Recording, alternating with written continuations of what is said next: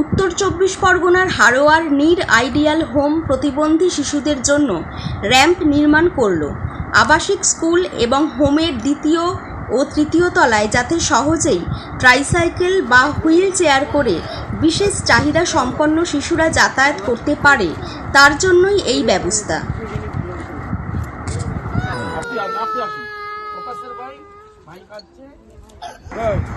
সম্প্রতি এই র্যাম্পটির উদ্বোধন করেন বিশিষ্ট সমাজসেবী জানাব হাবিবুল্লাহ। উপস্থিত ছিলেন ফাইম তানভীর, অসীম ভাই, মোফাজ্জেল হোসেন, তাপস মণ্ডল, হাফেজ আজিজউদ্দিন প্রমুখ।